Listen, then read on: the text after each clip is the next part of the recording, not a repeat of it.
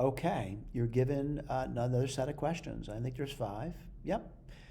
Looking at these things, they I'm not going to say they look impossible, but it does take effort. And these are not simple questions, by the way, including number one. Number one's a word problem. And again, if you're struggling with language, word problems can be extremely difficult if you're struggling with language. Number two, give an example of a complex number raised to a complex number that equals a real number. Okay. Here we should restrict the complex numbers to be a plus bi, where b is not equal to 0. All right.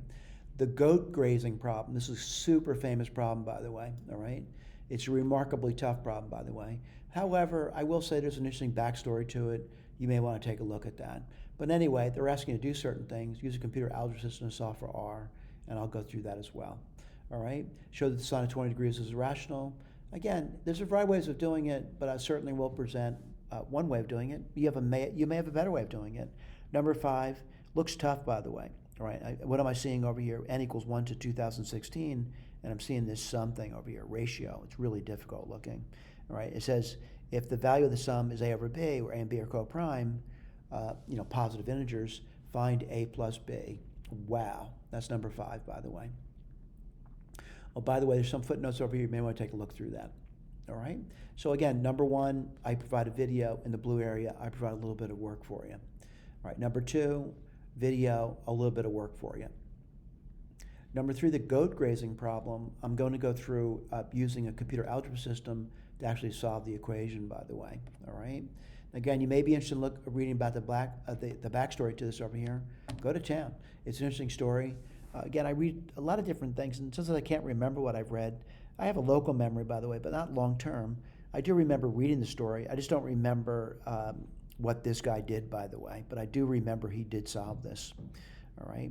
And, I would say that over here, it's not an easy thing that he did, and other people struggle with for a long time, by the way. And it's an accomplishment, by the way. His name's known for that now. All right. Let me just take a look, see if there's more. 4, irrational. I go through that. I'm using like a triple angle formula. Then I write it as a sum. And I know 2x, I know x, I can do that. And then I talk about this in detail. All right. I also talk about things that probably aren't taught anymore. The method to solve a cubic. This is not taught. And I wouldn't commit it to memory, by the way. It's an interesting concept. It used to be taught, but as far as I know, it's not taught anywhere, at least anywhere I'm familiar with. Again, you might say, oh, my country do it. It's possible. I'm not saying otherwise. All right.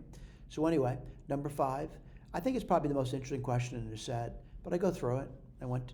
As I do it, I start to realize I know these formulas, and I write them down. I know the sum of the integers from 1 to n. I can certainly write that down. I know some of the integers 1 cubed, 2 cubed, up to n cubed.